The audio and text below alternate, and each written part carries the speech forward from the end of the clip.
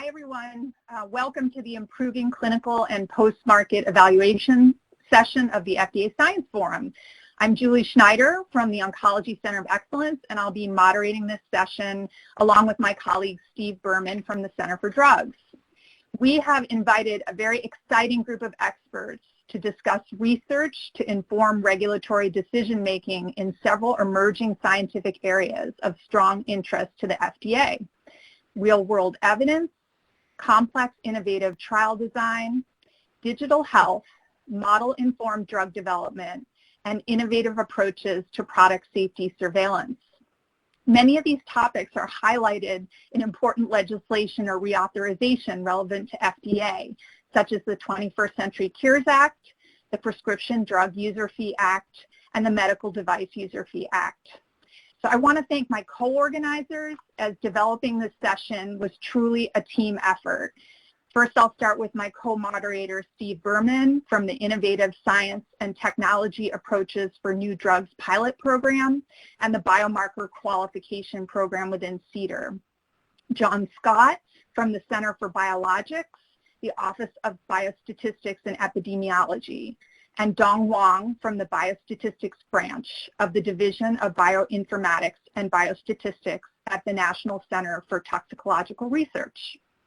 In this session, we will first hear from Dr. Robert Califf from Verily and Google Health, who also serves as an adjunct professor at both Duke and Stanford.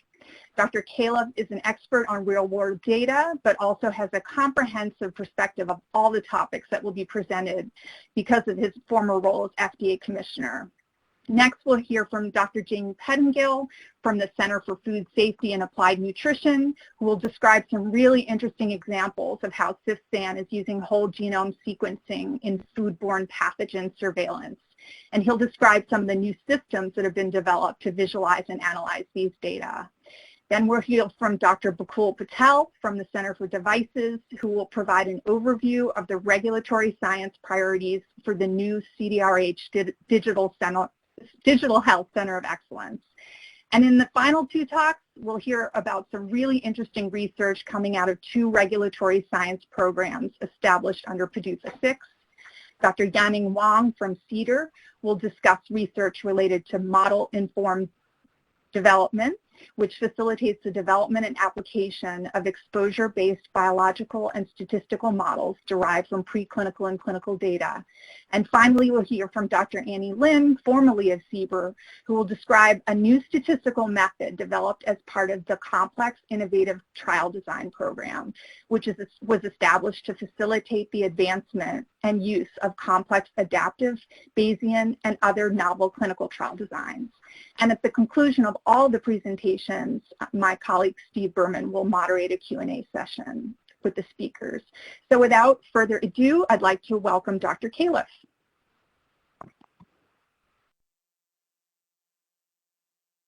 Okay, thanks, Julie. It's really an honor to be back with FDA colleagues and others here talking about this really important issue. And I'm going to cover a lot of slides, but I'm giving more of a big picture talk, and I think the subsequent talks are really going to be fascinating in terms of specific applications of methods and technology to this really critical area. And the theme that I have is that it is really time to transform the system now. This is the right time, and I'll try to be convincing and hopefully a little terrifying and motivating in this talk. First, just a note, I am now employed by a big tech company and work with two of its subsidiaries, and also very involved in drug development. This is a list of the topics that are being covered in this session. It's really quite remarkable, and to think about how far the field has come in a short period of time is phenomenal, but we also still have a long ways to go. So I'll touch somewhat on all of these areas, but as I say, the subsequent talks should really be fascinating. I always love to go back to the FDA mission. Since the time I was deputy commissioner and then commissioner, it's inspiring to think about the mission that the agency has. And I just want to make the point in all of this, there's a strong sense that this does not just have to do with where so many people focus on the pre-market assessment and decisions about approval for initial marketing, but really has to do with the life cycle of all medical products, assuring safety, efficacy, and security. I do love to throw tobacco in here all the time, and if ever there was a place for real-world evidence right now, it's how we deal with the ongoing issues of nicotine and tobacco. And it's one of helping speed innovations that make products effective and safer, but also getting accurate information. And I don't know how we really get accurate information about how to use a medical product unless we are very active in the science of post-market assessment and understanding all the multidimensional forces that are in play. And then it was a stroke of genius to put this right on the website before the pandemic, but no question, as Dr. Fauci and Dr. Woodcock so nicely said, the role of the FDA in this pandemic and at a time of national emergency has been dramatic and exemplary.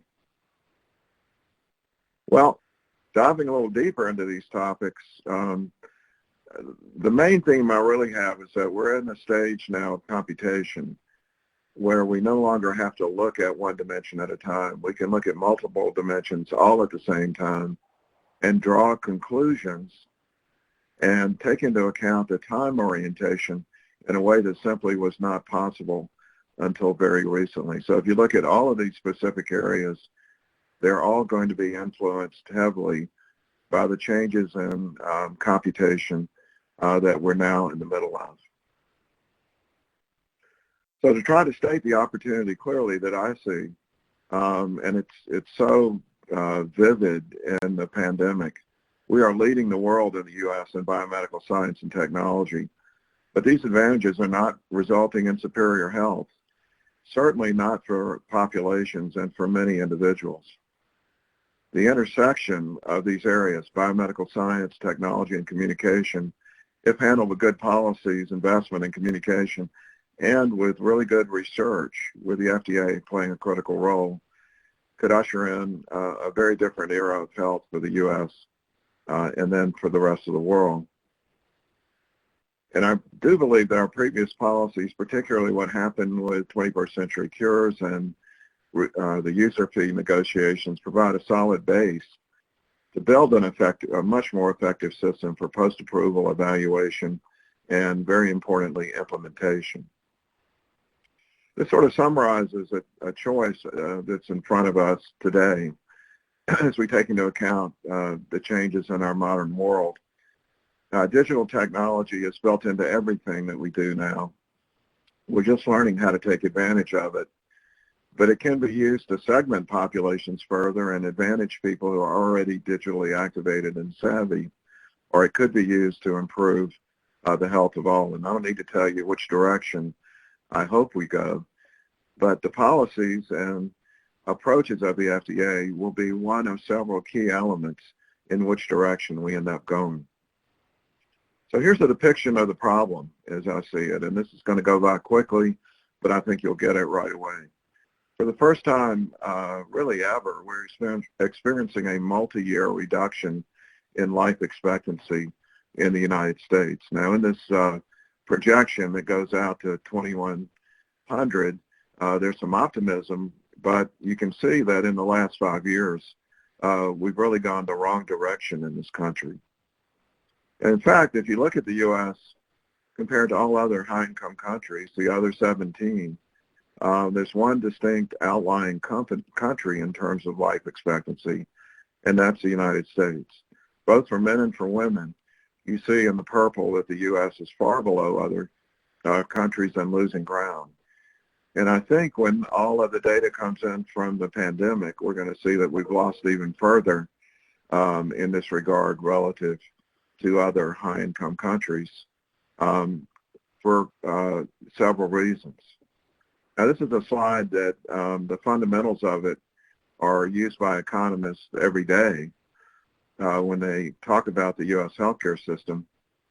It was doctored up and put on Twitter, so I just took it off of Twitter. But just to make the point, that as we think about, from the FDA perspective, post-market evaluation, the life cycle of medical products, this is not happening in a vacuum.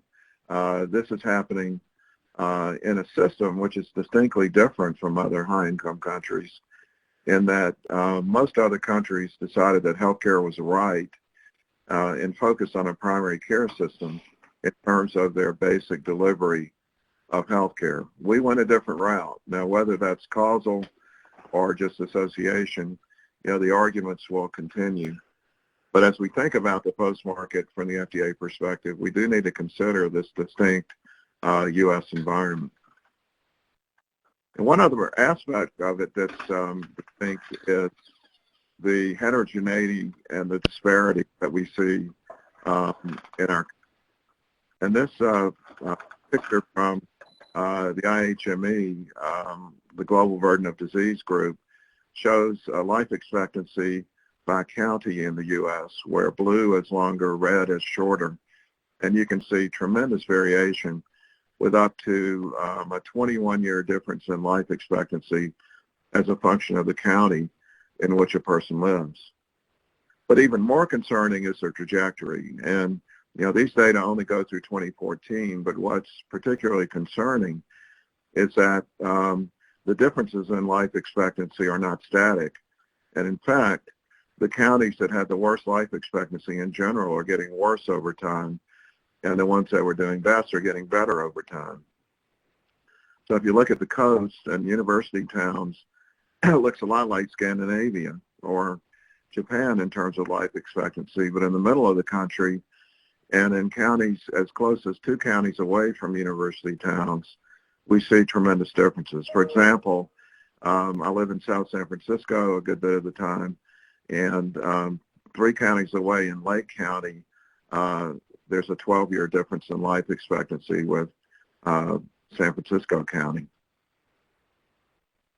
Now, this table from the same data from 2014 is a bit interesting because it makes a point that we all know, which is that the social determinants are dominant. Slides are going forward on their own here, but I'll keep working on it. The social determinants are dominant, but in the second row are the biological determinants that emanate from those social determinants. But basically, it's race, very important in terms of these disparities that we see, income and education and ethnicity. No big surprise about this. These are the dominant factors in terms of life expectancy. Then if you look at the second group of factors, the biological, it's no surprise. These are things that we understand fairly well. Obesity, lack of exercise, use of tobacco products, glucose, and blood pressure, things that we can treat if we were using products most effectively in this country. If we look at what causes most deaths, again, it's the common diseases. So we're seeing a resurgence of common chronic disease globally, but also in the United States, which is leading to a reduction in our life expectancy. These are all diseases that we recognize, many of which we have at least partially effective treatments for, but a long way to go. And if we look underneath these common diseases for the risk factors, again, we see these very common things that we're accustomed to looking at. Glucose, blood pressure, alcohol use, drug use, high LDL cholesterol, et cetera. And in fact, if we look at the most death and disability combined and the changes that have occurred over time, it's really quite remarkable that these common causes of death and disability are on the increase now. And the biggest, of course, is drug use disorder, something that we have to worry about every day across the United States. Talked about less often, but a huge factor that's increasingly important is the rural-urban difference. When we talk about disparities, we tend to think about cities and the differences in neighborhoods and cities. And these are certainly important. But what's really happening in much of America is a big difference now emerging in life expectancy and sickness between rural America and urban America. If you had asked me 20 years ago would I have thought that people would exercise more in urban America than rural America, I would have said that's impossible. But in fact, that's the situation today in the U.S. So this composite of risk factors related to the social determinants is growing in particular areas, especially rural America. And then we get into the pandemic. And you're all familiar that there's an excess mortality with the pandemic, much discussion about exactly what the right number is. But also importantly, only 2/3 of this excess mortality is COVID specific. The other third is due, again, to these common chronic diseases and very much an impact of drug overdose.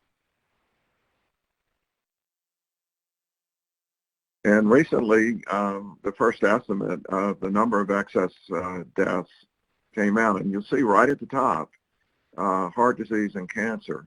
So more people during the pandemic have died from heart disease and cancer than the number of people who died from COVID-19.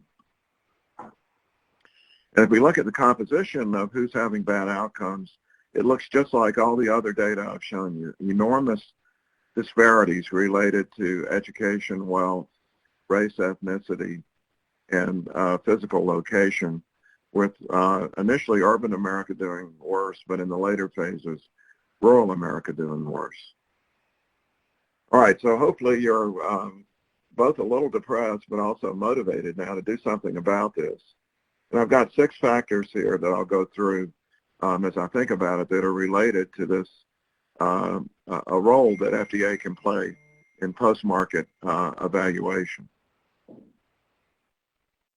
First of all, we shouldn't forget what happens in the pre-market. And in fact, all of the same technologies, which I think are going to be very useful in post-market evaluation, are very important in the development of new therapies. And even though many people thought we had conquered heart disease, chronic lung disease, and kidney disease a long time ago, the fact is we still need new treatments in this arena. And we've made amazing progress in no small part due to the tremendous efforts of the FDA in dealing now with rare genetic diseases that are known as Mendelian diseases. And one almost gets the sense that the science is evolving to the point if we decide to put the resources in, we can develop at least partially effective treatments, and in many cases, treatments that have a dramatic effect on life expectancy. But in common chronic diseases, we're having much more trouble coming up with effective new treatments and a real deficit in terms of development in these areas.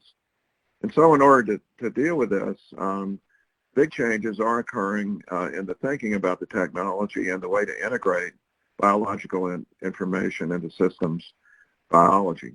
And the idea here is that by looking at multiple systems simultaneously, one can find biological nodes that will unearth both new classifications of disease and also new targets for treatment. In my specialty of cardiology, who would have thought that the SGLT2 inhibitors would turn out to have such a protean effect on the risk of death and disability dealing with multiple organs? And so the hope is that we can discover more common treatments like this.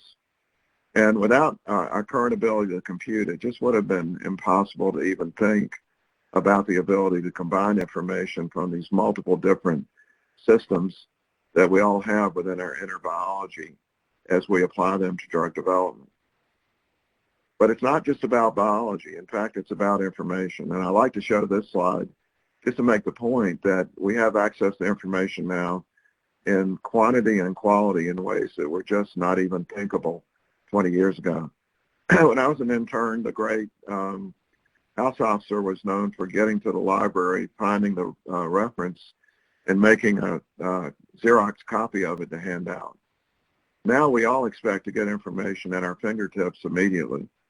About 4 years ago, someone actually counted this up, about 16 million answers every half a second on Google. And just to give you an idea related to COVID, over 400 billion downloads of YouTube videos about COVID since the start of the pandemic.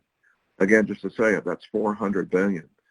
So people not only expect to get this information instantaneously, but they expect to get it wherever they are in real time. And in the post-market, we need to take advantage of this. In addition, because of our limitations in computation, we've tended to look at one aspect of the system at a time. This very much pertains to the way we think about safety and effectiveness because we've been so limited in our ability to gather the information that we need. But now with modern computing, we can look at the entire elephant and the environment in which the elephant operates and the way the elephants interact with each other. And of course, what I mean here is actually people, not elephants. So the computational communication parts are no longer limiting. The issue is what are the rules under which we're going to play, and how do we develop the modern science to deal with this complexity which is now at our fingertips. Well, I've been involved in a project, research project working on this, which is a collaboration between Alphabet and Stanford and Duke University, where I spent most of my career. And the idea here is to think about maps. We went back 15 years ago, and I had told you that you're going to get into your car and start talking to it, and it's going to tell you how to get where you want to go. You probably would have laughed at it. It's ridiculous. But now we no longer need to stop and unfold our maps and ask for directions. We do talk to our cars because every road has been mapped, and artificial intelligence is built into the streams of information that are constantly coming in to change the routes in real time when there's a traffic jam or an accident. So the hope is now that we can integrate all the same kind of information related to the human condition and make it available. But in the end, no matter how complex the information, we have to get to the point where we can put this information into a systematic approach to evaluating benefits and risk in an experimental paradigm that leads to a reliable answer. So I think the basic paradigm, which the FDA has been the primary proponent for and the primary group developing the methods together with relevant industries, I think it's very much still in play, where we go from early translational steps to randomized clinical trials, and then in the post-market phase, we constantly measure and then randomize again when it's the appropriate thing to do. But one of the big advantages we have now is the ability to integrate real-world evidence coming in through electronic health records, which are getting better and better. And I still love this slide, which comes from CDRH during my time at FDA, with the hope that we'll go from a passive system where clinical trials are done as a one-off to an active surveillance system, constantly looking at outcomes involving patient-reported outcomes and using randomization in the post-market phase when it's the most appropriate approach for getting an answer to an important question. Now, I know Bakul is going to talk shortly, but I just want to call out what I thought was really important groundwork that was laid by the group at CDRH about product life cycle. And the idea here that if we pay careful attention to the methods that are used and the quality systems, we can be constantly looking at products over time, both in the pre-market and post-market phase. And I really love this slide, which really makes the point that the post-market phase is much bigger and longer and involves a lot of complicated issues that we have yet to understand. So this evaluation process of not only understanding the mechanisms, the underlying validity of the system, but also clinical validation, what does it actually mean in practice, is something that we need to continue to develop as a method. Now, I would be remiss if in the midst of all this I didn't mention the critical importance of, I'm not sure why these are going forward so ahead of when I push it, but anyway, critical importance of the large sample trial now with the addition of the ability to put in curated EHR data, digital sensor data, and patient-reported outcomes using banks of biological samples and images where the cost is coming down radically.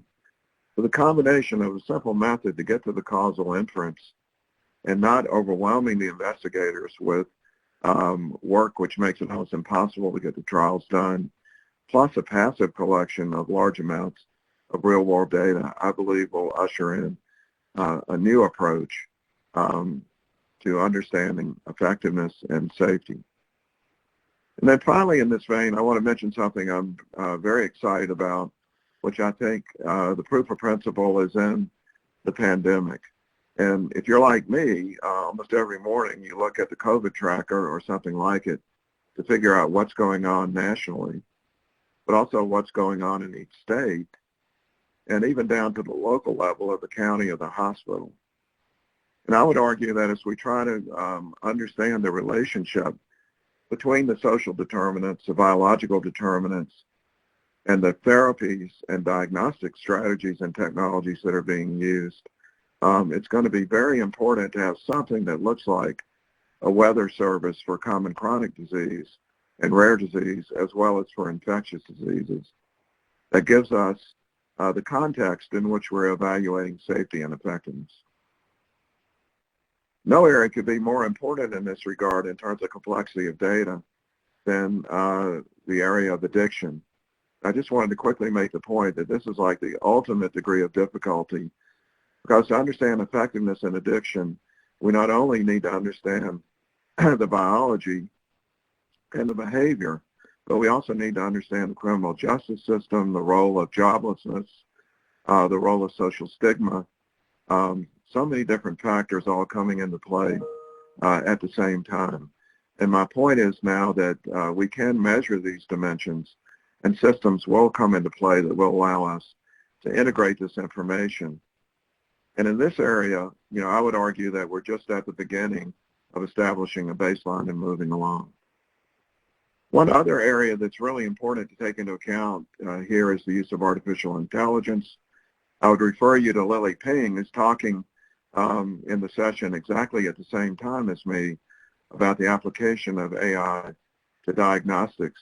And I just want to make the point quickly here that this field is moving quickly. The ability to integrate information is showing that diagnoses can be made, but making a diagnosis is of no particular value unless it's integrated into the system. So effectiveness becomes an enormous issue here as we work on this.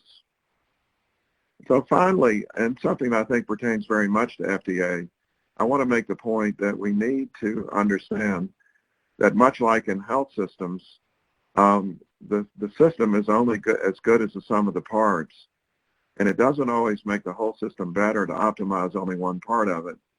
I very much also believe that collaboration across HHS between the FDA, CMS, CDC, and NIH is going to be critical for this integrated post-market phase if we're going to put the products and the technologies together with the strategies to actually lead to improvement of health outcomes in populations and individuals.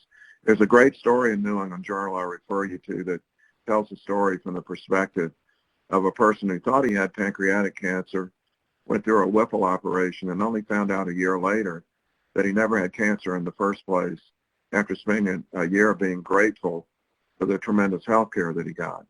And the point is that all the technology worked, but the summative effect was not so good.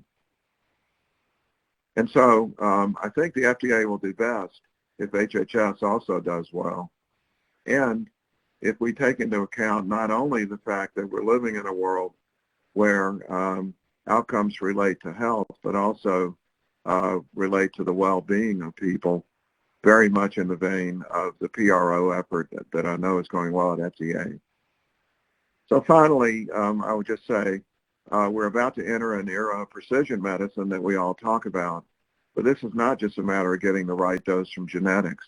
This is a matter of integrating this complex information into a decision support framework that supports not just the patient, but also the clinician and the caregivers who are involved. And when summed in a way which I hope, as I say, will be like a weather service for chronic disease, we can improve population health by measuring and remeasuring, much as we're doing now in the pandemic with vaccination related to COVID. And my last slide is from an article that I just placed in circulation that makes the point as we come out of the pandemic, it's going to be critical that we apply all these methods to this overwhelming upsurge of common chronic disease that we're experiencing in this country. I'm very confident that the FDA will play a critical role and that many of the methods that will be talked about in the rest of the session will lead the way. Thanks for your attention. I hope this has been helpful. Thank you so much, Dr. Califf. That was just great. We really enjoyed that. As you know, we won't be having questions now after each individual talk, but there will be a panel discussion at the end. So it is my pleasure to introduce our next speaker, Dr. Jamie Pettengill from the Center for Food Safety and Applied Nutrition, who will be talking about applications for surveillance, interrogating whole genome sequence, and CARES data. Dr. Pettengill? Great. Thank you, Julie, and thank you, Dr. Califf, for that excellent talk.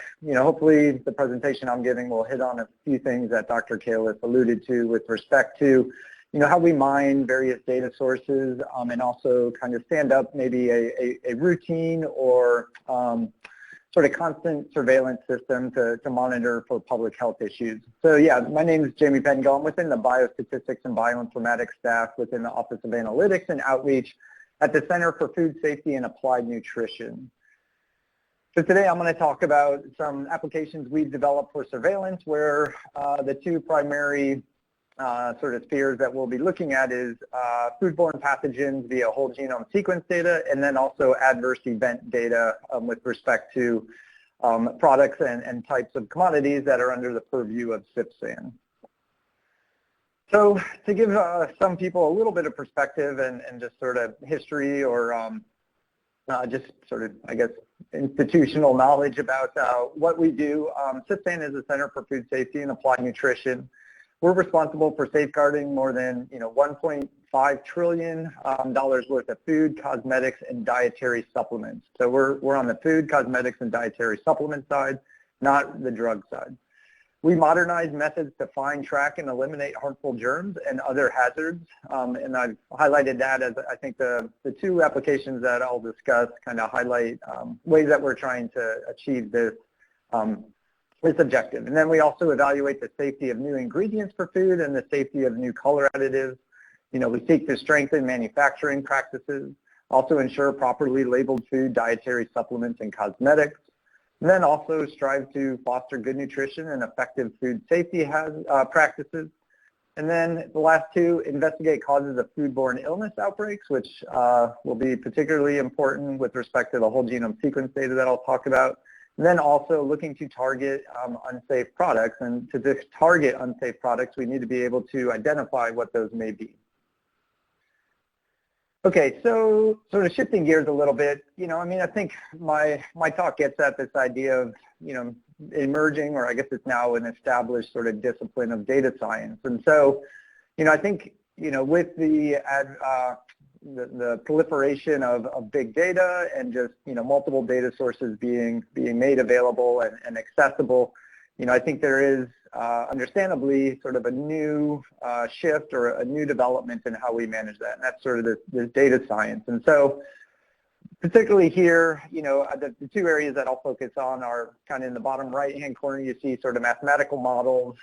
So we basically apply some statistical or mathematical models to some data source, and then in the upper left-hand corner, I think is the other part of my talk, which is, data science dashboards. And I think these are particularly important because they provide a way for more individuals to gain insight into various data sources. And, I think in a lot of situations, the more eyes we have on certain things, the more likely we are to be able to detect issues that need to be addressed from the public health perspective. So just a little bit in the weeds of sort of different programs and software that's available to kind of build up these dashboards. So I borrowed this slide from the internet. The source is in the bottom right-hand corner. And it sort of gets at the battle of the dashboards, which I found somewhat amusing. But on the x-axis, we have sort of the business capacity rating, where a 10 means that it has much more flexibility and more robust capabilities. Then on the left, we have the learning curve, where 10 is easy to learn. And so you just see there's a number of applications out there that one can use to stand up these dashboards to visualize data.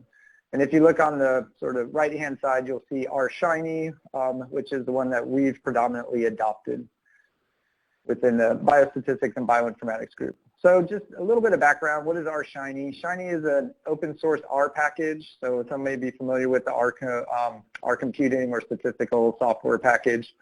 And Shiny provides an elegant and powerful web framework for building web applications, using that language. And I think that the key is that Shiny helps you turn your analyses into interactive web applications without requiring a lot of sort of more domain-specific knowledge with respect to web development and JavaScript, et cetera. It's not necessarily easy by any means, though. It requires a fair amount of expertise in R. And so within our group, we have a number of people that are, quite well versed in R as a language and develop some fairly robust R-Shiny applications, which I'll show you in a minute. Okay, so the first example that I want to talk about, and again, this is all under the, the objective of, okay, so how can we sort of interrogate either public or internal data to detect signals of interest that we can follow up on from a public health perspective and try and address. And so the first example is foodborne pathogen surveillance using whole genome sequence data. So a little bit of background with respect to sort of FDA and CIFSAN's role in whole genome sequencing of foodborne pathogens. So a number of years ago, I guess it might be 8, 9, 10 years ago, Genome Tracker was established. And Genome Tracker is this network of distributed laboratories that each have a whole genome sequencing machine, and they are routinely performing whole genome sequencing on foodborne isolates. Those isolates may come from environmental samples collected from food production facilities or environments. They may come from product samples. And they come from, FDA labs, but then we also have state labs and other public health labs that participate and also stream data, whole genome sequence data, into the public sequence archive. And this gets at NCBI, which some may be familiar with. NCBI is part of NIH, and it's sort of, one of the main sequence repositories in addition to the European one, and then also another public sequence archive in Japan. And all three of those public sequence archives are synced, so we really are getting close to having sort of this global capability of pathogen surveillance based on whole genome sequence data. So short of the long is a lot of sequence data streams into NCBI and other international archives in as close to real time as possible. NCBI has been a tremendous partner in this space and has taken on a lot of, done a lot to help make this possible. And so they have this pathogen detection browser that basically performs some clustering based on the whole genome sequence data and also provides an interface. And just to give some sort of perspective on what we're looking at in terms of numbers, in the upper right-hand corner, we have basically the growth in the number of isolates entering the database. This is the public sequence database over time. And if we look, we're getting up to, more than 500,000 isolates, and it's growing. And the dominant sort of taxa are Salmonella, Listeria, and E. coli. And these are kind of the main foodborne pathogens, and then also Campylobacter. So what we did in the biostatistics and bioinformatics group was just, basically stood up an R-Shiny application, which is shown in the bottom part of the slide, that basically, pulls, makes a call to the external FTP directory that houses the data that NCBI makes available. And then we just perform some super lightweight sort of processing of the data to help sort of hone in on a signal that would be of interest to us. So if we look at the application, right, we just have a couple ways to Actually, Mike, if you can give me the pointer, that'd be great. Great, thank you. All right. Right, so here we have the pathogen. So we basically have a drop-down menu for Listeria, Salmonella, or E. coli.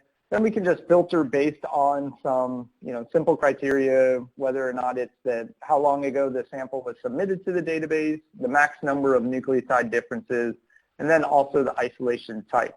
So when we filter on this, we basically get a list of results, and then we have sort of a hyperlink to the external database that will help us sort of further investigate this signal. And so it just provides a lightweight method, as I said, to just interrogate the data and focus in on signals of interest.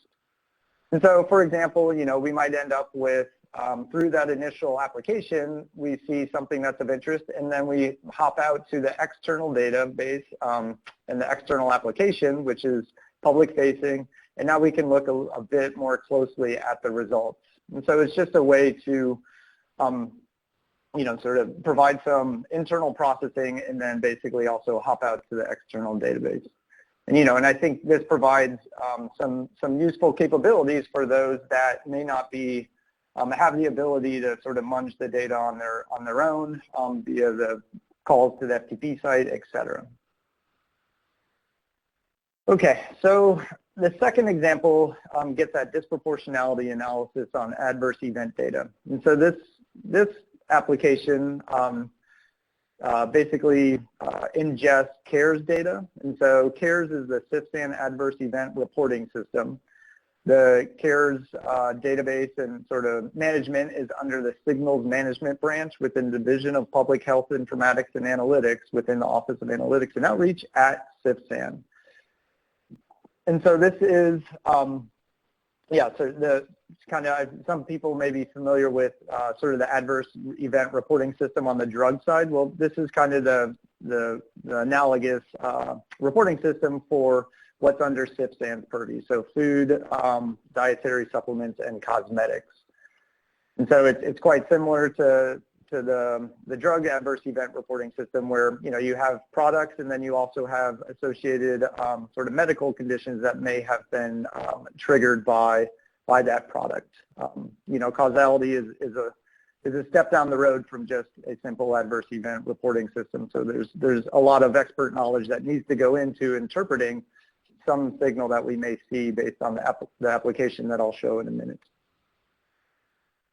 So basically, two mathematical statisticians in the group developed the AE Finder. So AE Finder is again, an R-Shiny application that allows members within CIFSAN to basically try and mine and look for signals of interest within the CARES data. So this one actually implements a fairly sophisticated statistical method called the empirical Bayes geometric mean method, and it basically is finding unusually large cell counts in large sparse contingency tables. So, and another way to look at that is, disproportionality scores. So again, it can be used to find unusually high reporting rates of adverse events associated with products based on, this statistical method. So, basically users can come in and there's a number of different parameters that can be set in terms of, the years over which, you want to mine the reports. There's also different sort of report types, whether or not they were mandatory, voluntary, or maybe an unknown. Then we also, have the other sort of features that we can look at. And so when you come to this, you sort of, and it requires a bit of a learning curve, but when you come here, then you end up, selecting your criteria to run the application. And then what you get in the end is basically a report based on the settings that you used to mine the CARES data. And so what we end up with is sort of an EBGM plot that shows, basically the score associated with the different products. Then we also have, sort of the number of records that were investigated, And then we have, the number of products, and then we also have, the preferred terms, which are the medical terms associated with an adverse event. And so we end up with, various products and their associated EBGM scores, where an EBGM score, a higher EBGM score indicates that, there's something in the adverse event reports that suggests that that product may have a disproportional number of those medical reactions than what would be expected based on, characteristics of the database. And so with this, it provides a way to, identify potentially emerging signals and also can be part of a routine surveillance to, look for emerging products or products that may be potentially problematic. So in summary, I think Dr. Califf did a good job of sort of setting up some of the topics in my talk where, there's a deluge of data out there, and, not everybody has the expertise to actually sort of mine and dig in and perform the statistical analysis of large data sets, right? But then, so within our group, we have statisticians and others who do have that expertise, and they can help develop an application that interrogates large data sets and returns results that others who, have the expertise of, medical experts and product experts, they chime in with their expertise to help interpret the results that were derived based on some statistical analysis. And so I think, in addition to sort of big data and being able to interrogate it, we also see that it really is emerging that you need subject matter experts across the entire continuum to really make this sort of surveillance and ensure better public health. And so, some of these can be relatively lightweight, like the pathogen surveillance tool, which really doesn't have any statistics or modeling behind it. But then we also can have more complex statistical methods behind them, like the AE Finder. So with that, I think that concludes my talk. I really appreciate the opportunity to speak here. And feel free, if anybody has additional questions beyond what will be discussed at the end, to reach out to me, and we're always happy to help. So with that, I appreciate the opportunity. Thank you so much, Dr. Pettengill. That was really interesting. I love all those dashboards in your presentation. So I'm very happy to introduce our next speaker, who is Dr. Bakul Patel from the Center for Devices, who is going to talk about regulatory science and research needs related to digital health. Dr. Patel? Thank you so much, Julie, and I'm really honored to be part of this conversation with my colleagues here. And I'm going to take a small step back and perhaps in one way, and another way, I'm going to zoom into the world of digital health. As Dr. Califf sort of introduced the topic about the concepts of computational power, the connectivity, and sort of how that's becoming part of a reality, I get asked this question pretty much once a week, is what is digital health? And I have to start off with this concept of digital health is not a product or not a thing. It's really sort of this concept where connectivity, information, and data, as we just heard James talk about this, and then computational power for healthcare purposes. It does not differentiate whether it's a patient or an individual before it's labeled a patient. And when you start having technology sort of participate in a person's health, and you start seeing things that we may not have seen, as we all know, in the clinic that we normally are exposed to. At the same time, also we are also seeing that there's this concept about moving care to the patient, and is becoming real, as connectivity does not allow this distance to sort of be there. It goes back to this diversity conversation that Dr. Califf started off with. It basically said, we do have social determinants and we have biological determinants, and I think when you bring those together, technology tools and the way we look at information coming from those technology and tools can become a reality, which will help us get to another place. And I love the phrase of weather service for chronic disease. I think we can start predicting and we start looking at other environmental determinants that will probably merge in with social and or biological that can affect chronic disease. And the hope is with digital health, and that's why a lot of investment and a lot of effort has been put, and everybody's talking about this.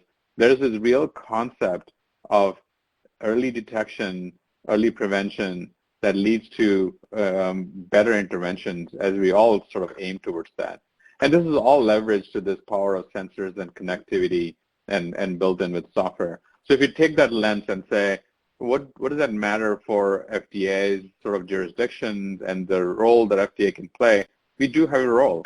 And when I think about digital health technology, I think about technology which is a feature in everything that FDA has an opinion on. I will just not use the word regulation for a second, but has an opinion on, or at least has an expectation when you're using it as a medical product, when you're using it in a medical product, or incorporating into a medical product, and we've seen plenty of those things sort of converging.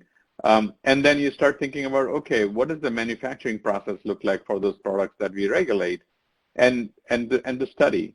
Today, I think we're talking about clinical sort of study advancements and decentralized trial. As you start thinking about patient-generated data and information and connectivity, I think there's lots of value to be gained and new insights to be formed and new science to be sort of learned as we start understanding, those different aspects that we normally would sort of be not able to get there because we just don't have the capacity as humans and people and resources, for example, in a trial to sort of understand those things. And the last but not sort of the least is the area that's emerging for us is, when these products are, we are seeing some digital therapeutics and digital diagnostics that are emerging that's purely based on information, and information either from the social determinants, from the environmental determinants, or some other omics that are going on around an individual, are able to sort of now be an adjunct to a traditional therapy, or perhaps even an adjunct to a traditional diagnostic, and provides this extra context to this therapy and or diagnostic. So we are seeing this emergence happening. And as we start seeing that, and if I laid a little landscape out, I understand this is an eye chart, but what I wanted to show you, the efforts that are going on in different dimensions of technology sort of axes, from wearables to just software solution to telecare to services that people are combining and are able to provide to patients and our individuals. We've seen, a lot of us have started seeing the insurance industry is moving towards that model as well. And then you see a lot of effort being put onto health and wellness, which we all know how important it is to make sure all those sort of cognitive, psychological, and behavioral sort of determinants that eventually has an impact on biology can be intervened. And people are spending a lot of money and a lot of effort and energy on this. And this is where some of the care is happening. And I will leave to the last few areas is the engagement of patients, where we all know how technology can sort of supplement that engagement aspect. And we all carry a phone in our pocket. We all carry some sort of device on your wrist. And as we start thinking about how those can be leveraged into a person's engagement in their healthcare, I think we are seeing this potential. But it's not fraught with all rosiness. I think it also raises some questions as we all look for evidence. And as we start thinking about trials, as we start thinking about post-care solutions, what does that really translate to?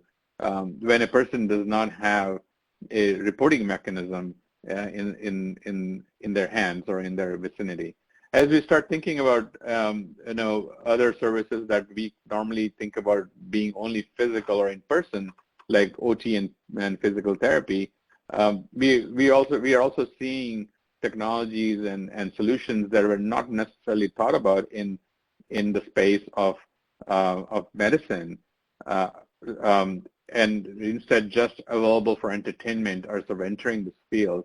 And we are seeing this merge of information or merge of concepts sort of happening. So let's take that further. And at the CDRH's Digital Health Center of Excellence, we are currently focusing on these topic focus areas, and the software that can become a medical device, software in a medical device, and then what about connectivity? We are seeing advances in 5G. We are seeing the dire need and sort of the demand for interoperability coupled with cybersecurity and so on.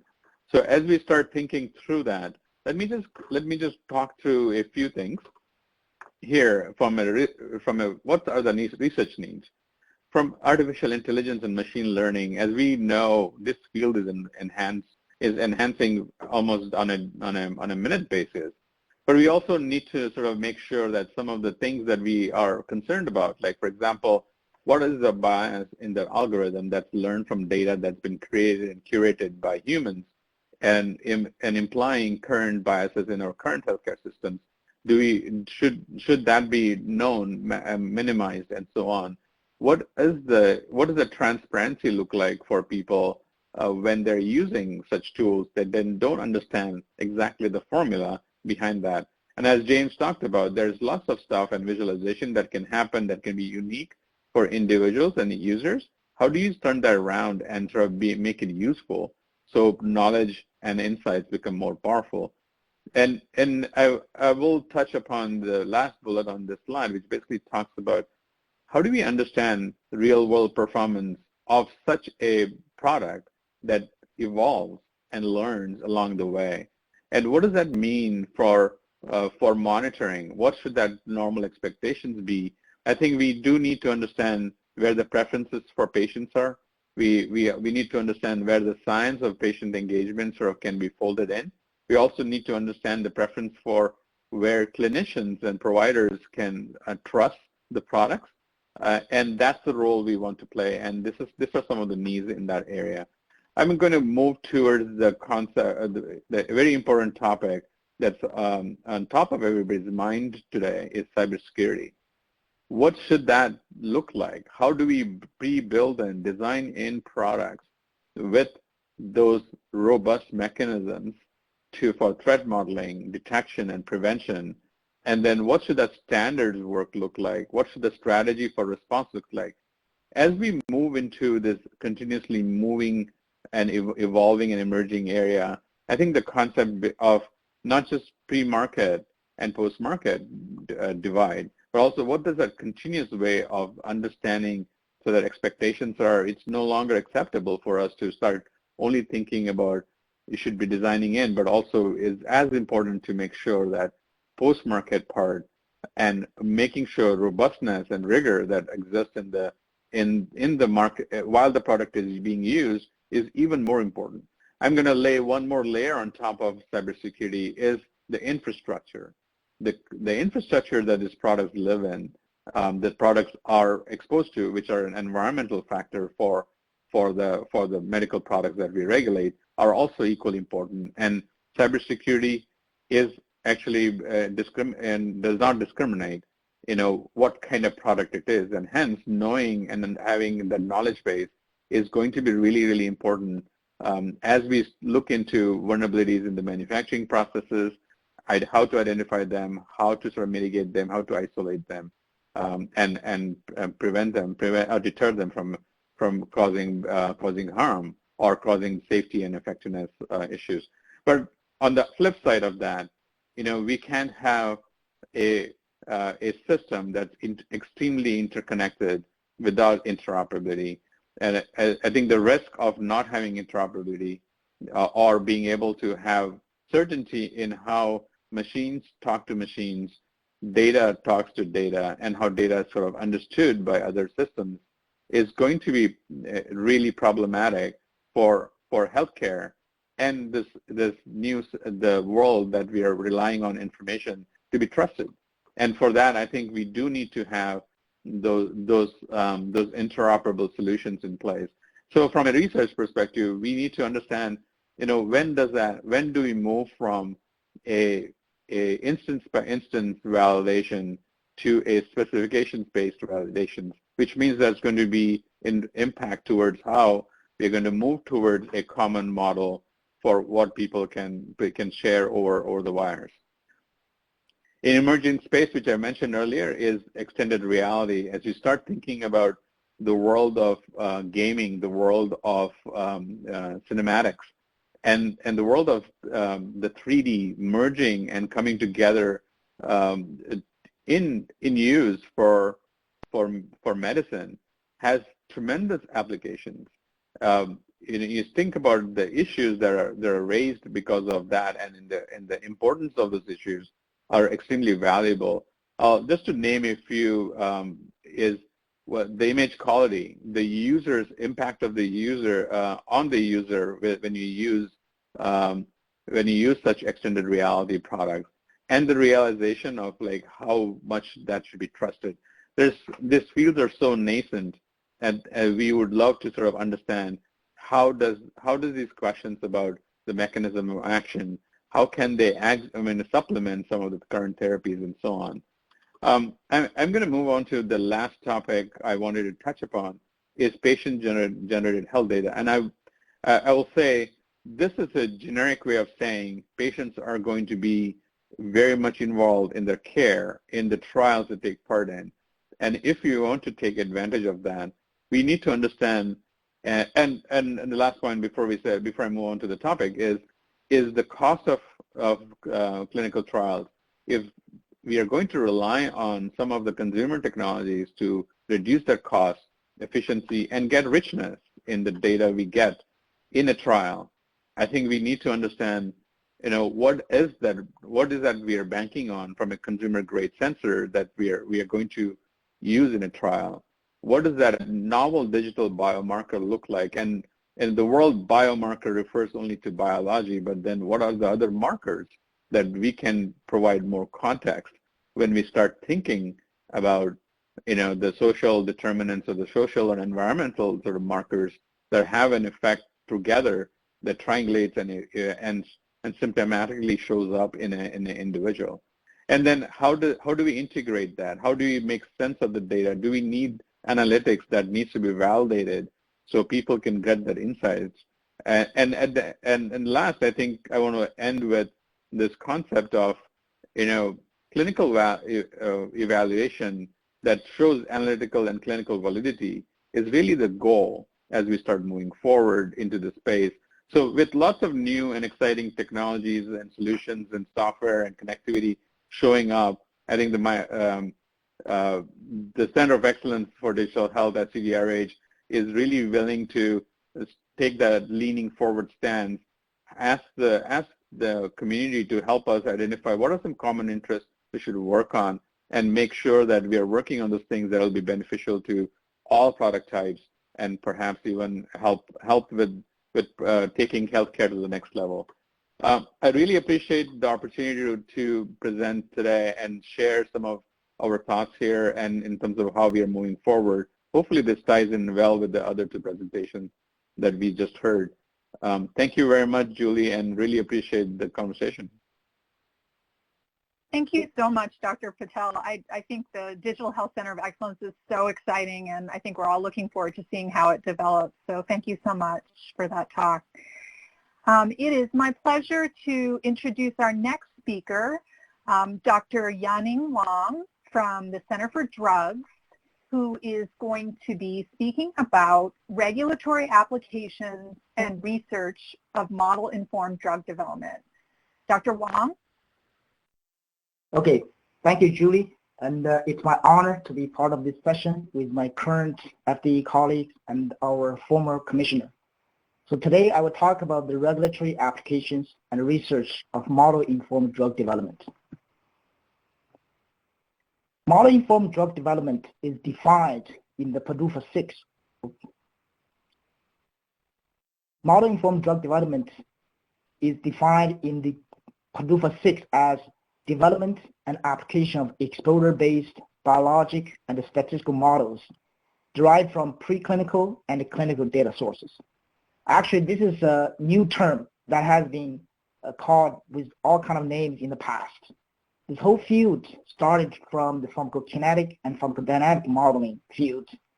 And over the years, this field was expanded to include more models, such as disease models. And in the middle of the development, it was called quantitative clinical pharmacology. And then we came up with pharmacometrics as a general term to describe the whole discipline. That's why our division is called Division of Pharmacometrics. And in the past, people also use words such as model-aided drug development or model-based drug development. And then we have this most recent version that is model-informed drug development. In fact, from the industry perspective, they also want to include model-informed drug discovery and development. As you can see, this field covers many different disciplines, such as clinical pharmacology. That's where this whole field started. But we also heavily rely on statistics, pathophysiology, biology, and bioengineering and mathematics, because you will see in a moment, all these models are essentially mathematical equations that can be used to describe diseases and the drug effect. So this field, or even our division at FDA, is a relatively young field and division. When I joined FDA in 2003, this function unit only had 4 people. And over the last 18 years, the demand for this field grew exponentially. At the same time, the size of our division also grew exponentially. Today, we became the largest division in the Office of Clinical Pharmacology with FTE of 37, almost 10 times higher than when I started. And over the last 18 years, we generated a lot of high-impact cases in the following 5 areas: dose optimization, efficacy, safety, trial design, and policy. As I mentioned earlier, this field is focusing on quantification of disease and drug effect. Therefore, a lot of our review and decision-making are focused on the dose optimization. And first, in the general population, that is, for every new drug or new biologic submission, our division is responsible for evaluating whether the proposed dose is optimal for the general patient population. And at the same time, we also ask questions whether the dose is optimal for every specific subgroups, such as pediatrics, patients taking certain drugs. And this dose optimization does not stop at the pre-approval. In fact, even after the drug is approved, we still ask companies to do additional studies, such as post-marketing requirements or post-marketing commitment studies, to further optimize dose if the dose was not optimized before approval. In addition to dose optimization, our division applied novel and pharmacology-based analysis to evaluate the efficacy of the phase 3 trial data.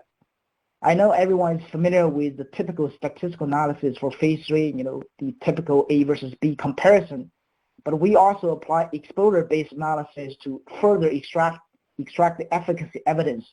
When we see clear exposure response signal, that is, higher exposure is associated with better efficacy, for us, that's very strong evidence of drug effectiveness. And also, we use novel analysis to analyze existing phase 3 data, even to derive a dose, an optimized dose for subpopulations that were not even studied in the phase 3 trial, so that those patients can have access to those very good drugs as soon as possible. On the safety side, we also apply exposure-based analysis to optimize dose not only for the general population, but also for every subgroups. In terms of trial design, actually, that is the core business of the MIDD pilot program I'm going to talk in a minute. In fact, this effort started in 2006, even before the MIDD became part of the pilot, part of the PDUFA 6. Back then, we called this end of phase 2A meeting. That was when we tried to encourage the companies to apply model-based analysis in their early phase trial designs to reduce the uncertainty and increase the chance of success in the later phase 3 trials. And of course, later on, that proposal was incorporated into the PDUFA 6, that is our current MIDD pilot. And finally, is policy. When we accumulate enough evidence and data, we convert this kind of novel analysis or unconventional analysis into a policy. And two very important examples are listed on the slide. That is the QTc interval prolongation evaluation and the extrapolation of anti-epileptic drugs from adult to pediatric patients. You will see in a moment the ultimate goal of this whole field, pharmacometric, is to improve the efficiency of drug development. The QTc change was based on 10 years of accumulated data and trials. And ultimately, in 2015, the ICH E14 guidance for this specific issue adopted a model-based analysis to replace the original statistical analysis and made the trial design much more efficient and avoided a very expensive, we call it thorough QT study. And the second policy change is in the pediatric domain, where everyone in the pediatric drug development field knows it is extremely difficult to conduct pediatric trials. And therefore, we analyze FDA internal data to demonstrate that the exposure response is similar between adult and pediatrics for 7 approved drugs and epileptic drugs. As a result, from that moment on, FDA waived all future pediatric efficacy trials to improve the drug development efficiency for anti-epilepsy drugs.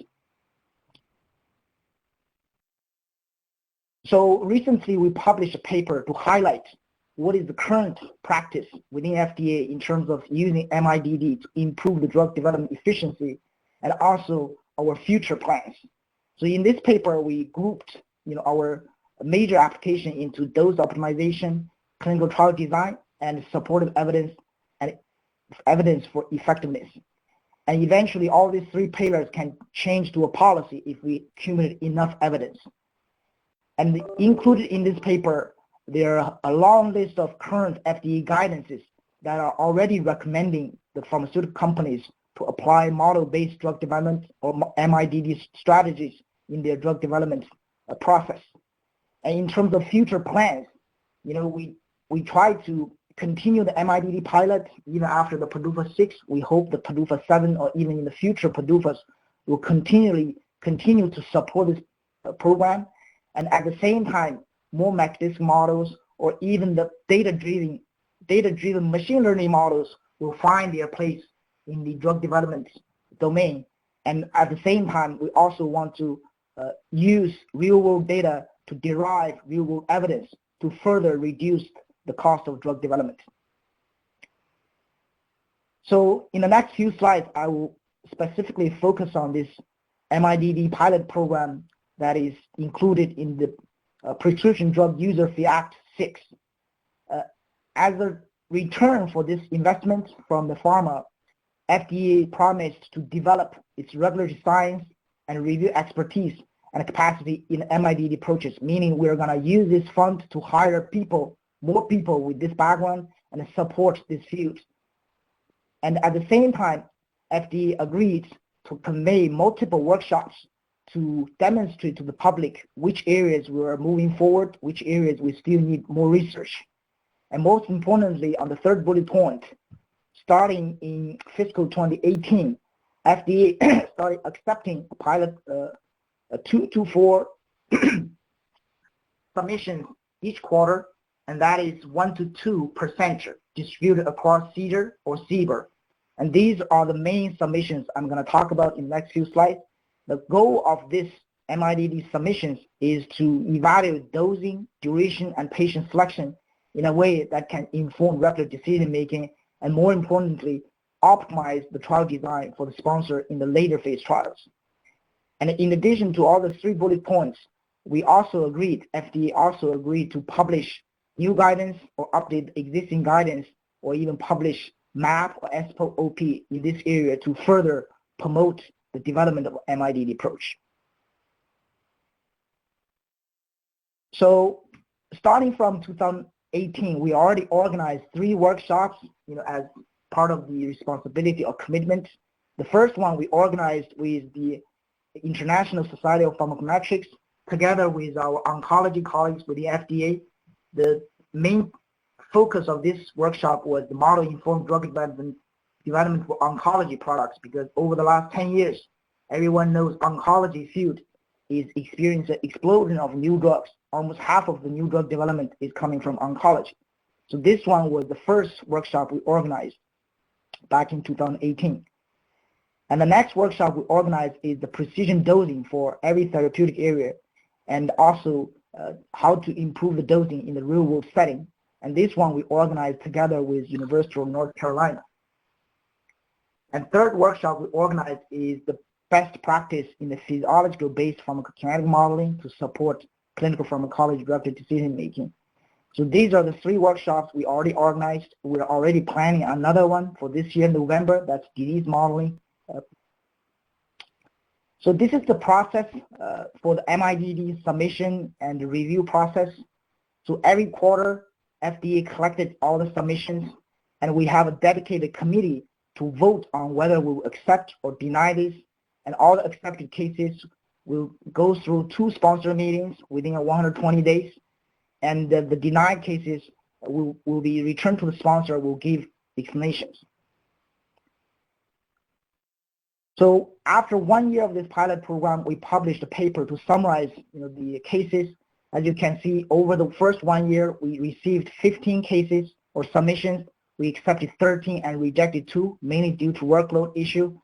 In terms of drug development phase, this 15 cases covered from phase 1 all the way to post-marketing. Every drug development phase was covered, and it covered 7 therapeutic areas. And MIDD topics mainly focus on dose selection and trial simulation to optimize trial design for the next phase. And as you can see, we had 24 meetings with different companies. And in order to prepare for this sponsor meeting, we call it sponsor meetings, we had 51 internal meetings. It was a lot of work. So after 2.5 years, now we had 37 cases or submissions. We only rejected 4, mainly due to workload issues. As you can see, these actually are all coming from the CDER domain. In fact, we were only supposed to receive 2 per quarter, but when workload allows, we were even able to take 5 cases per quarter. And the therapeutic areas covered almost every therapeutic area within CDER, even though oncology has the most cases. And finally, I want to talk about these 4 complete cases. After the MIDD cases submissions, the companies took FDA's advice and went back and designed, we call it in silico trials. So these 4 drugs were already approved. These 4 cases were mainly to get a new dosing regimen that's more convenient for the patients. Instead of conducting a real clinical trials, the companies came to FDA to propose they will perform in silico trials to support this new regimen. And FDA provided feedback, and they took FDA advice and designed in silico trial and conducted in silico trial and generate the digital evidence and submit it at the sNDA or sBLA stage. And we evaluated and accepted this evidence and finally approved a new regimen for each one of the 4 drugs based on in silico trials. In fact, the in silico trial concept was not new. Even back in 2015, this report to Senate already defined in silico trials as computer model simulations that can be used to evaluate risk and benefit before the trial could be conducting live clinical trials. Even back then, a senator urged FDA to engage with device and drug sponsors to explore greater use of in silico trials for advancing new device and drug therapy applications. And you just have heard, we have 4 cases that not only use to design, but implement in silico trial to generate digital evidence to directly support a new regimen. And finally, the last 2 slides is about research. In addition to the reviews, we conduct a lot of research. As Dr. Khalaf mentioned earlier, it's time to map the human health. In fact, our division has been trying to map the disease and drug effect over the last decade by using quantitative models. And in many difficult to conduct areas such as pediatric, pregnant, elderly patients, we're also trying to build mathematical models so that we can conduct in silico trials instead of the live clinical trials. And in terms of artificial intelligence and machine learning, this is a new field we're exploring to explore some challenging issues such as causal inference or complex exposure-response interaction and even personalized medicine. And there are other research items I will not go through them one by one. And last two slides, these are two highlights from our research. This is a very recent publication. The title is Long Short-Term Memory Recurrent Neural Network Model Applied to the Pharmacokinetic and Pharmacodynamic Field. This is the first case of using the machine learning model, specifically recurrent neural net model, to analyze our typical PK/PD model when there's a delay between drug exposure and response. And FDA highlighted our publication in its very recent CDER impact story. It's named as New Approach to Pharmacometrics. And last one is this also a deep learning approach that we developed this new methodology to support personalized medicine by using, we call it a deep learning with individualized dropout feature ranking. This will potentially play a critical role in our future analysis to support personalized medicine. Finally, in summary, in the past 2 decades, models with different levels of complexity have been applied to support various decisions at FDA at different stages of drug development and approval. And this model-informed drug development, including the PDUFA-6, has been providing additional momentum to apply this quantitative methodology in more areas of drug development. And our continued research will lead to more novel methodology. Finally, I would like to thank my colleagues in the Division of Pharmacometrics, former ones and current ones, and also the other colleagues in the Office of Clinical Pharmacology and other offices across the CDER and even the whole FDA to support the MIDD pilot program. Thank you very much. Thank you, Dr. Wang, for that very interesting presentation. I think it's so interesting the way the MIDD program is using research and integrating it into the review aspects. So thank you so much for describing that. I'm very happy to introduce our final speaker for the session, Dr. Annie Lin, who is formerly of CBER, the Center for Biologics, but currently working at AstraZeneca. Who is going to deliver a presentation called Including Non-Concurrent Control Data in Bayesian Adaptive Platform Trials When Temporal Changes Exist. Dr. Lin? Hi, thank you for the introduction. I can go to the next one. So this is the outline for my talk. This is a joint work with my colleagues from Johns Hopkins University, Dr. Qinguang Wang and Dr. Gary Rosner, and also my former colleague from CDER, Dr. Greg Song. Introduction.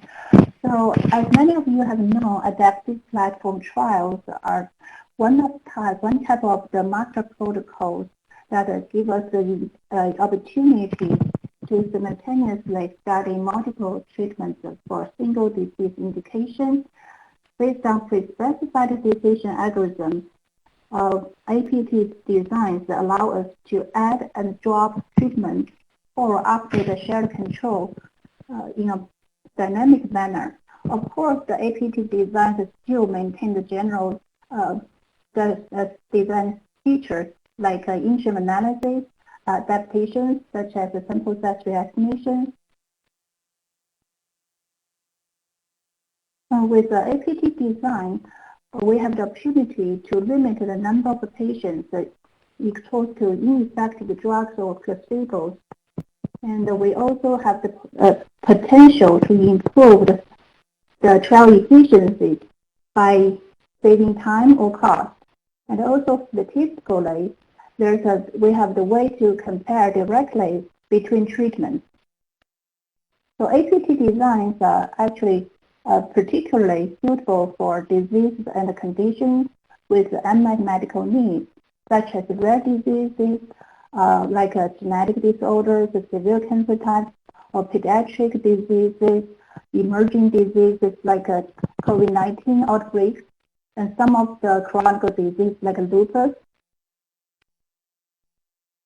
So with the APT design, the treatments will not be enter the trial at the same time, most likely. So for this simple example, we can see the study started with the 3 randomized trial groups, control and treatment A and B. Treatment C and D actually enter the trial at later time. If we look at the comparison between control, the shared control with the treatment C, we can see this part of the control patients are randomized at the same time with the treatment C. We call this part, this control is a concurrent control.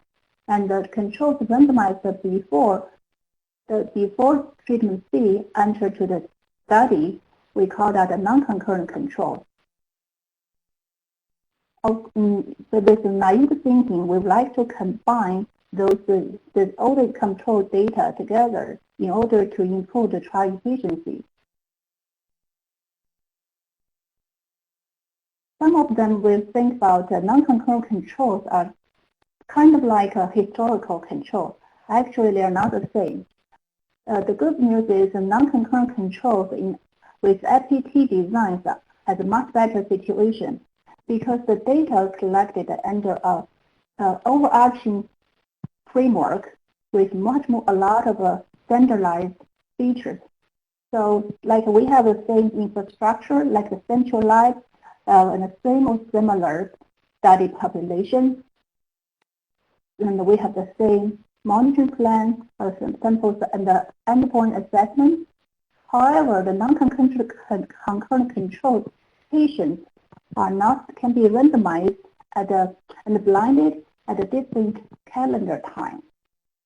So therefore we cannot ensure the distribution or control balance for prognostic factors because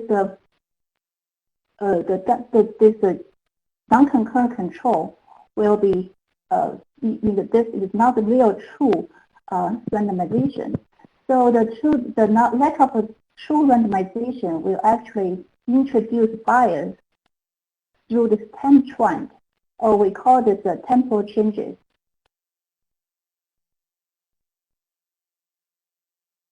So in practice, the temporal changes could be caused by shift in patient population, trial conduct, and some standard of care improvement, etc.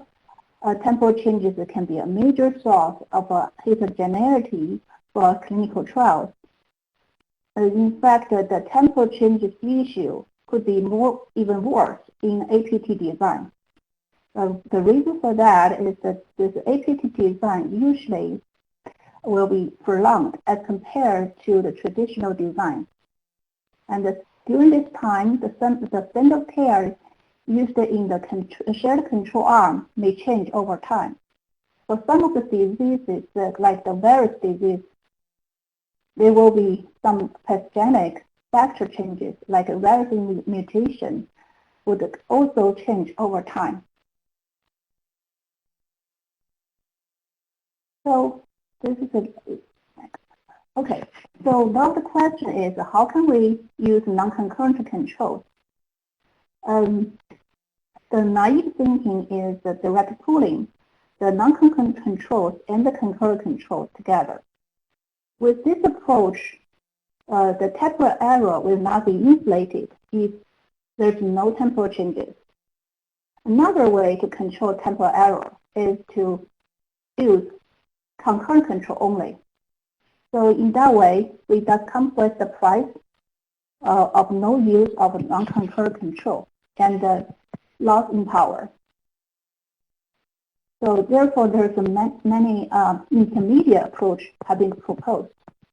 Basically, we will downweigh or discount the non-concurrent control data depending on how much similar the non-concurrent controls compared to concurrent control.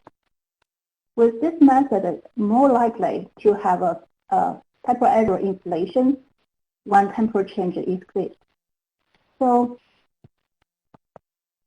use this kind of approach is actually a question of variance bias trade-off. There's one of the commonly used method is the model-based method. With this method, we basically assume temporal changes follow a function of time, such as a linear function or polynomial function, but with the temporal change could be controlled only if the assumptions of this underlying time function has been correctly modeled.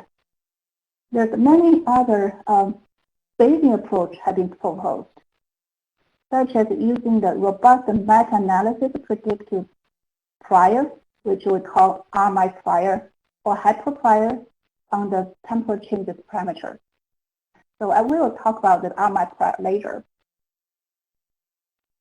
To better introduce our method, let's consider a hypothetical APT design scenario. In this case, the study started with two randomized arms.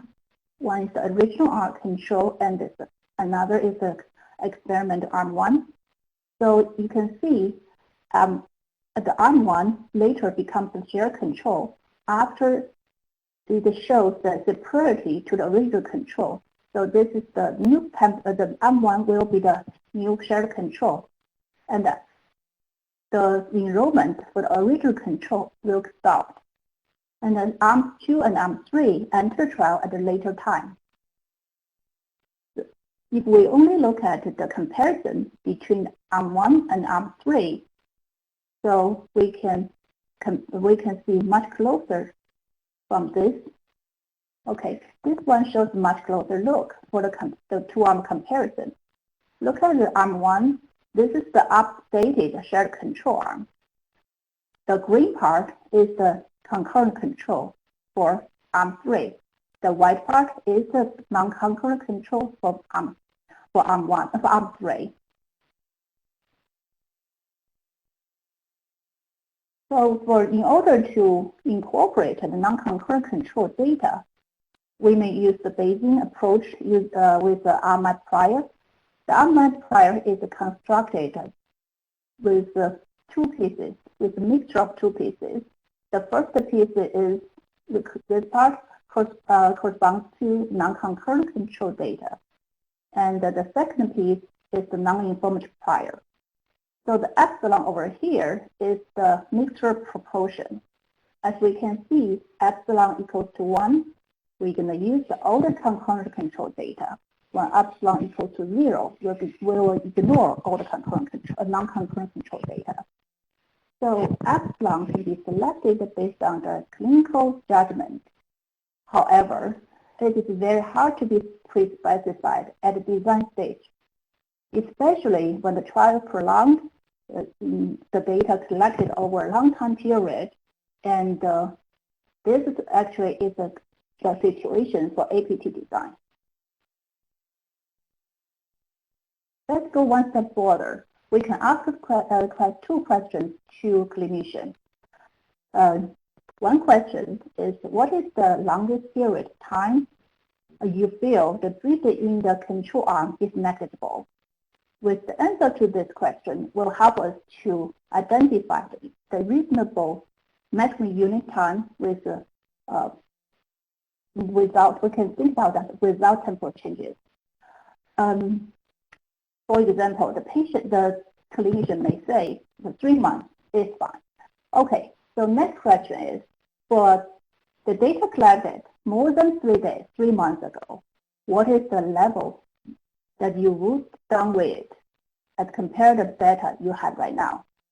So this question, the answer to this question will help us to select the mixing proportion, epsilon. So by extending the RMAP prior, we propose a temporal effect adjusted prior. We call it T prior. So this slide shows how we actually construct a T prior. Basically, we split the non-concurrent control data into K intervals. Remember, if K equals 1, we just reduce to the R multiplier. So for each interval, there's the time spent for each interval is the unit time. And for each interval, we can just construct R multiplier using the information gained from the previous subinterval. Repeat this process until the last subinterval. So we can get the final T prior.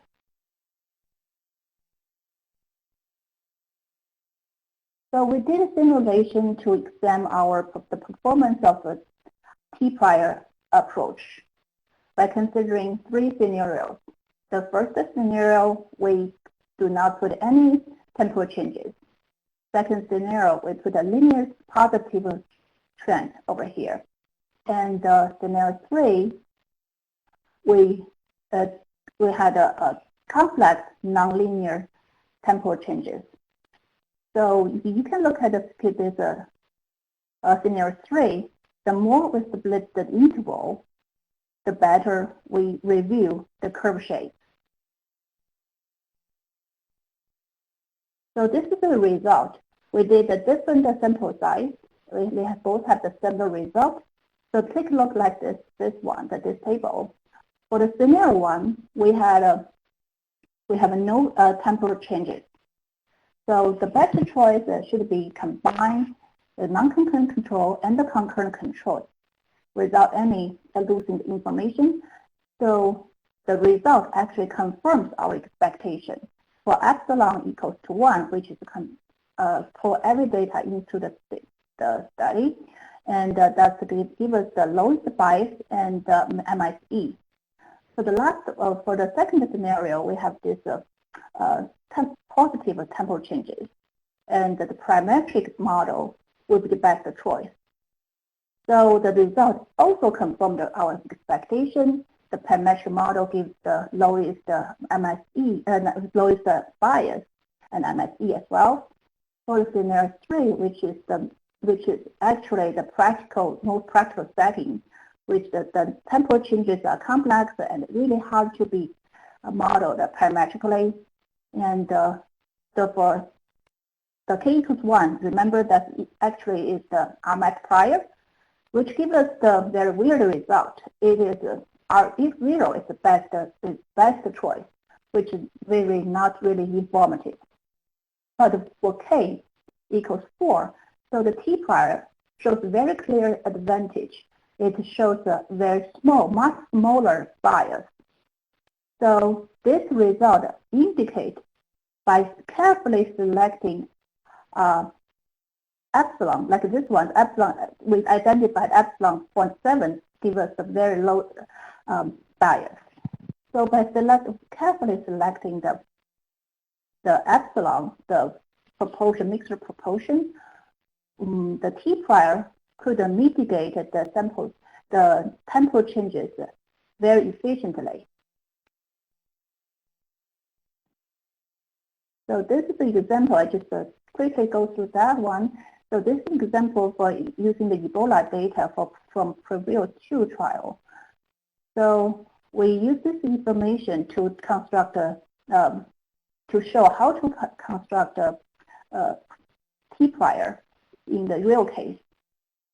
This study actually started in 2015 and stopped very quickly in November 2015 because the pandemic was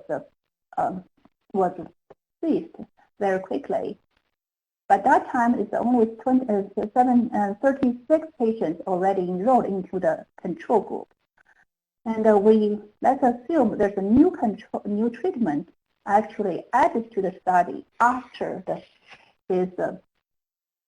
November 2015. And these 36 patients actually become the non-concurrent control data for the new treatment. We set up the unit time to be 100 days, and the pre-specified epsilon equals 0.65.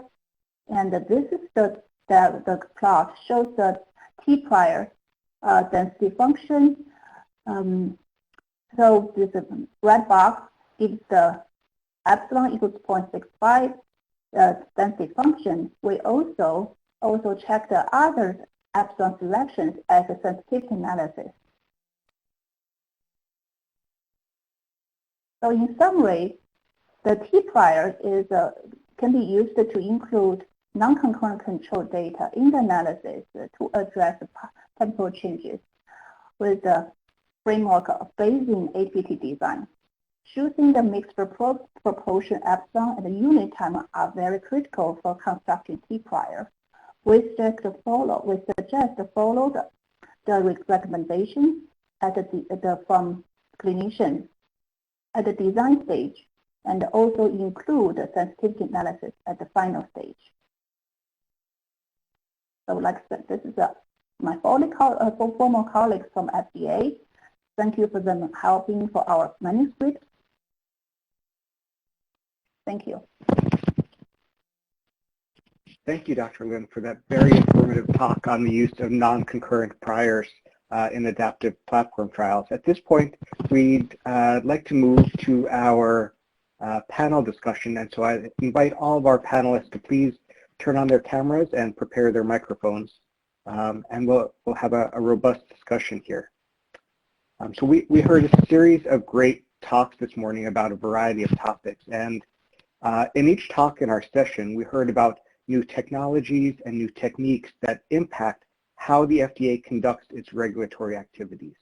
I'd love to hear from each of you in your turn about your vision for the FDA's role in creating versus reacting to innovation. How would you describe FDA's place on the innovative frontier?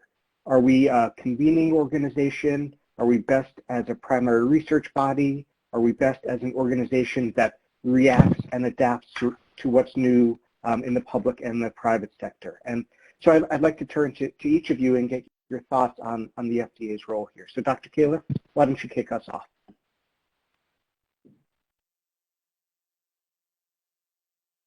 Dr. Califf, I believe you're muted here. Well, there we go. Wait, are we on now? We are. I think it'd be really hard to pick among the three options you gave for the role of the FDA. I mean, the FDA has a key role in convening. I still remember when Janet Woodcock made the comment that the FDA can create entire industries with one stroke of the pen, and I know that to be the case. But I think an extrapolation of that is that if the FDA convenes in the right way and puts forward programs, and we heard really a great series of those today, it will stimulate the rest of the world to react and to do creative things effectively. On the other hand, the internal research apparatus at the FDA is greatly misunderstood and not appreciated as much as it should be. But I think people who work in it know that the FDA is often developing new methods that help the field move forward.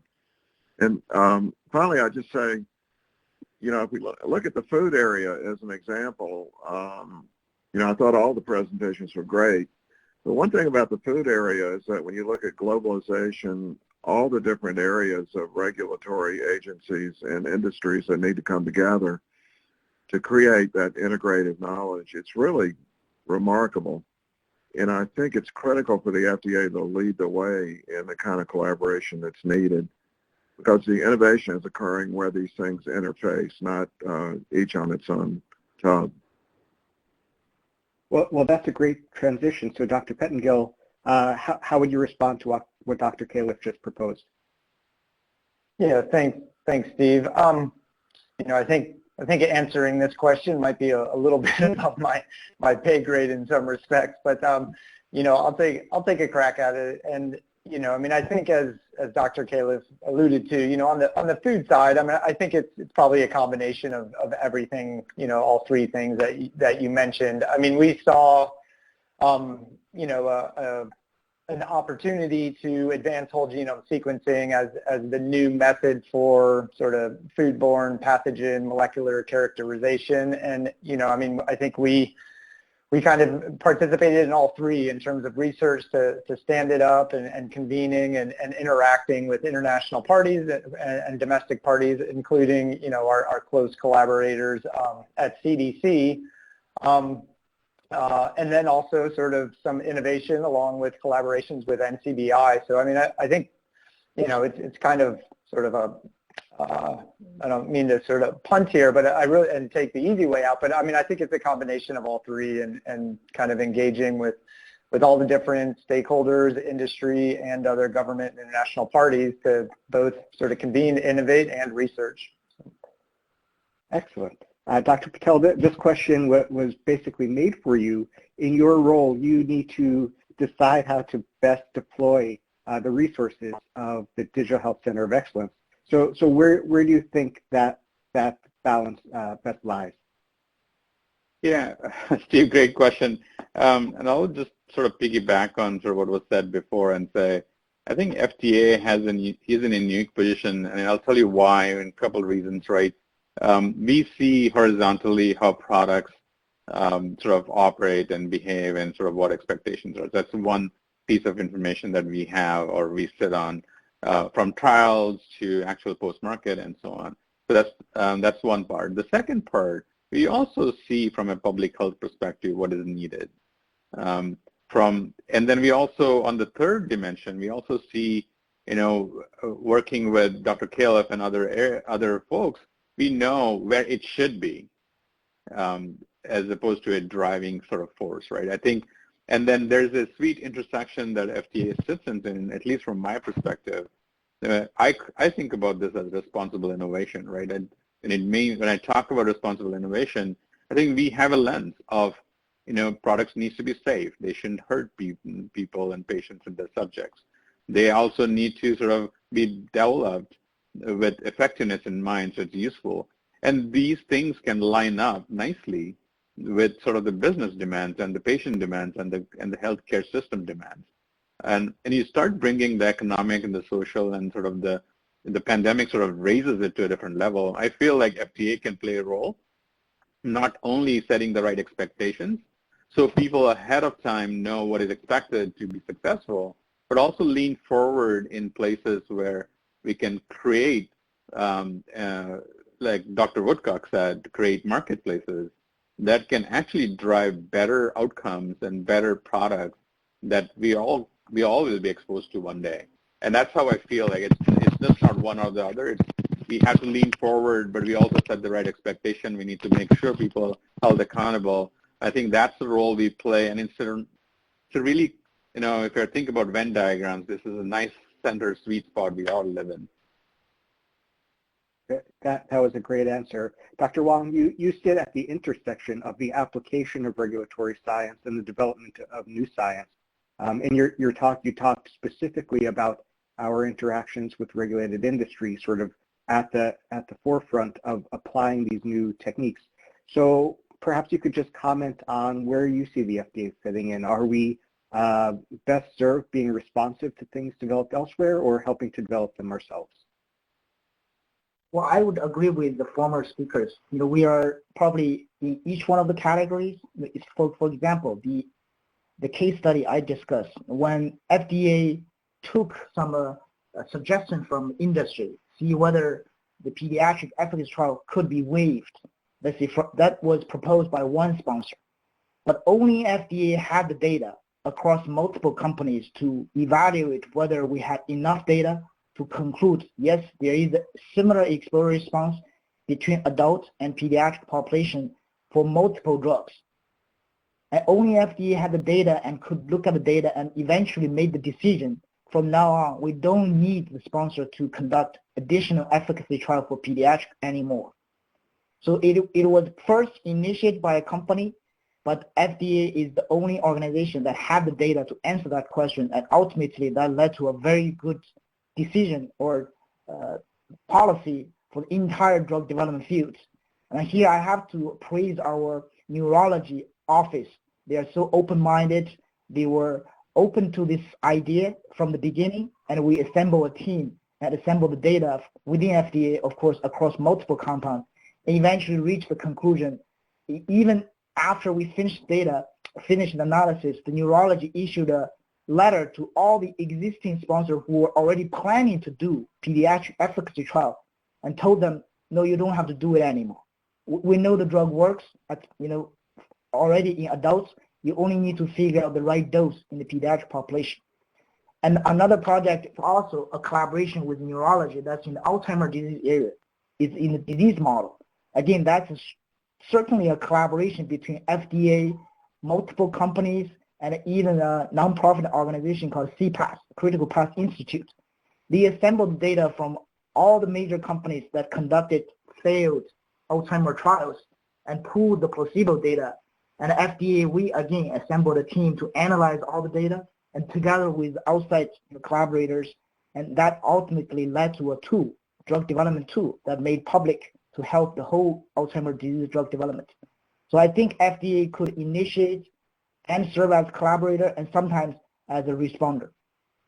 Thank you. Thanks. I think that was a very informative response, highlighting the unique position that the FDA finds itself in terms of having access to data and also access to use that data for the good of the public health. And so I'll turn to Dr. Lin, who's in the unique position to respond to this, having recently left the agency.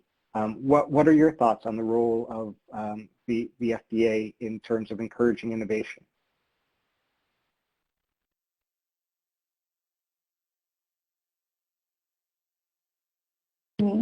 Your microphone. Can you try speaking one more time? Can you hear me now? Yes, now we can. Good. Okay. So I think the question is, it's not bad, it's not bad question for me right now. I left the FDA very recently, and but the thing is, I still adjusting my position perspective and switching my side is very hard. I'm still considering my FDA person, and so I think the most important thing from FDA perspective, we are the safeguard, but we also have to be proactive. And we're reacting all the new method and the new environment. I understand there's a lot of creative ideas from the industry, from the company, from all the sponsors, but FDA may be a little bit concerned, but from statistical perspective, we do have to be the safeguard, but we do have to open the door to welcome all the new methods. That's why I was working on this complex innovative design working group, and also we have been developing all this method. Like the method I presented today, it is I would not like thinking about this method can be used for the regulatory approval in the near future, but we are being proactive as FDA employee at that time. So I think that the FDA has been done very good job in doing this frontier work and reacting all this new information, new environment, and new requests from the industry perspective. So I'm thinking continue working on this kind of pattern will really encourage the science development. Excellent. Thank you for that thoughtful response. I'd like at this point to shift gears slightly and to acknowledge that many of you in your talk today describe the need to integrate information from non-traditional data sources, perhaps even from the real world. And I'd like to ask some of you to briefly speak about the need to balance data availability and data accessibility with data privacy and privacy rights. This is clearly an important topic and one that is very timely. So Dr. Califf, can you kick off our discussion here about balancing data availability with data privacy and privacy rights? Yeah, I would say this is really the question of our time. I'm acutely aware, being at Alphabet, that there is enormous amount of data publicly available or generally available that can be used that informs health. And in fact, if you a lot of the theme today was social determinants, which are not so much regulated by the HIPAA laws in the U.S., a bit more now with the new European laws. So we've got to find the right balance of privacy and the use of data to help people. We all have opinions on what that balance should be. I don't think anyone wants the tech industry to decide that. But also, there's a lot of concern about government, and so I think we really need to sort of reconvene and go at this a bit, because there's no question that the kinds of data that we talked about today, if applied in their best form, in the most comprehensive way, can have dramatic effects. Right? I'll just mention the food example that we published from Alphabet, where one could take credit card data in conjunction with cities and locate exactly where the foodborne outbreaks are coming from in a very short period of time. And there are just so many applications like that that could be used. But you're right to call out privacy as a key issue. I guess I just finished by saying my great hope is that we'll develop systems that inform people of how their data are being used and let them make the decision about how to use their data, except where it's critically important for the broad public health. Thanks for that. Dr. Patel, I'll ask you to weigh in on this as well, and I'll ask you to consider leveraging some language that we use quite frequently at the FDA, and that's the concept of benefit risk, and how that plays a role in finding the right balance between availability and accessibility and privacy. Yeah, maybe I'll deep one level down into the technical aspects of data availability, right? I think, like Dr. Califf mentioned, there's plenty of data available, but it's not available in a way that we can ingest or make sense out of, and now we are going to rely on machines to do that. And then you have this perpetual sort of next question is, can we trust those machines to convert that? So we have that's a conundrum that we need to get beyond, and I think where we are seeing availability for good insights takes a lot of work from the data that's available in the wild, so to speak, to what's useful. So that's like one aspect of it. The second aspect of it is when it comes down to privacy and rights and data rights, I think we would all collectively agree the generator or the patient who owns the data owns the rights to that data. And it comes back to this concept of, is it beneficial? Is it beneficial to the patient? Is it beneficial to the study or to the public health part, right? And let me insert another term that we don't normally use at FDA, is the value. What's the value in the healthcare system for that data to be made available? And what's the value to that individual that will probably go to this concept of let the individuals decide except when it's necessary for public health. So that really speaks to this concept of value. But also on the flip side of that, there's a phenomenal risk of misuse of data. And I think when we start balancing our data availability with those concepts, I think Dr. Califf is absolutely right. We need a different conversation. Our tolerances have changed from the last 50 years. Our acceptance has changed as individuals, as clinicians, as healthcare systems, as users of data in a very different way. I think the benefit risks are also obviously changed, and it's been shown in the COVID sort of times that we are living in, right? So it's going to be, I'm going to say this, I think the conversation around data availability, rights, and sort of privacy is ripe for a fresh conversation to figure out how we're going to give value to those people who really hold the keys to the data. Thank you very much for that. Dr. Pettengill, I'd love to get your perspective in our last 60 seconds here.